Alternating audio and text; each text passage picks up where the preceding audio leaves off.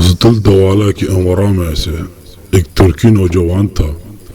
اس نے یہ حرکت شروع کی کہ ایک مکان کی دیوار کے سوراخ سے اس مکان میں رہنے والی عورت کو دیکھتا تھا۔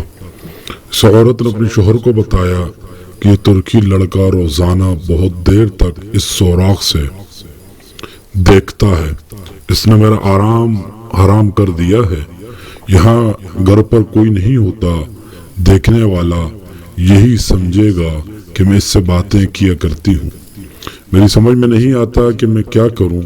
اس کے شوہر نے کہا تم اس کے نام ایک خط لکھو جس کا مضمون یہ ہو کہ روزانہ کھڑا ہونا بیکار بات ہے، جب عشاء کی نماز کے بعد اچھی طرح اندھیرا ہو جائے اور لوگ سو کر غافل ہوئیں تو تم گھر میں آ جانا، میں دروازے کے پیچھے ہوں گی۔ چنانچہ اس کے بعد شوہر نے دروازے کے پیچھے ایک گہرا گڑھا کھودا اور اس کے انتظار میں کھڑا ہو گیا۔ جب وہ ترکی لڑکا آیا اور دروازہ کھولا اور اندر داخل ہوا تو اس عورت کے شوہر نے اس کو دھکا دے کر گڑھے میں ڈال دیا اور اس پر مٹی بھر دی۔ اس واقعے کو کئی دن گزر گئے، کسی کو کچھ خبر نہ ہوئی۔ ایک دن حضرت دوالا نے دریافت کیا کہ فلاں شخص کہاں ہے، اس کو بتایا گیا ان کا کچھ پتہ نہیں۔ اس پر حضرت دوالا غور و فکر کرتے رہے یہاں تک کہ اس تحقیق کی کہ انہوں نے یہ صورت نکالی کہ ایک شخص کو اس موذن کو بلانے کے لیے بھیجا جس مکان کے قریب والی مسجد کا موذن تھا۔ اس نے موذن کو بظاہر بہت سخت پکڑا اور حضرت دوالا کے سامنے حاضر کر دیا۔ پھر حضرت دوالا نے آہستہ سے اس سے کہا کہ 100 دینار لے لو اور جو کچھ ہم تم کو حکم دیں اس کی تعمیل کرو۔ جب تم اپنی مسجد میں جاؤ تو عشاء کی اذان زیادہ رات گے یعنی دیر سے دے کر مسجد میں بیٹھ جانا۔ پھر سب سے پہلے جو شخص تمہارے پاس آئے اور تم سے تیری گرفتاری نافذ ہونے کی تحقیق کرے تو اس کی مجھے اطلاع دے دینا۔ اس نے کہا بہت اچھا۔ تو اس موذن نے ایسا ہی کیا۔ تو جو شخص اس سے پہلے مسجد میں تحقیق کے لیے آیا یہ وہی شخص تھا جس نے ترکی کو مارا تھا۔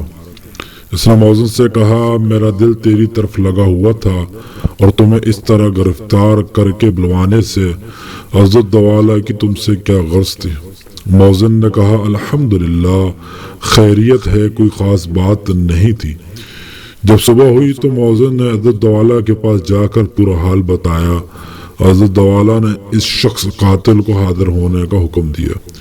یہ حاضر ہو گیا، اس سے پوچھا ترکی کا کیا معاملہ ہے بیان کرو۔ اس نے کہا میں آپ سے بالکل سچی بات کہتا ہوں، میری بیوی بہت پردہ دار اور پاک دامن ہے۔ یہ شخص گات لگائے ہوئے اس کو دیکھتا تھا اور پریشان کرتا تھا اور میری بیوی بدنامی کے خوف سے شخص کے کھڑے رہنے سے پریشان ہو گئی تو میں نے اس کے ساتھ ایسا معاملہ کیا اور پوری تفصیل بیان کر دی۔ حضرت دوالا نے کہا جاؤ سپرد خدا، نہ کسی نے کچھ سنا اور نہ کسی نے تم سے پوچھا۔ نبی اکرم صلی اللہ علیہ وسلم نے فرمایا اگر کوئی بلا اجازت تمہارے یہاں جھانکے پھر تم اسے پتھر پھینک کر مارو اور اس کی آنکھ پھوٹ جائے تو تم پر اس کوئی حرج نہیں ہوگا، اور ایک بار آپ نے فرمایا کوئی گناہ نہیں ہوگا۔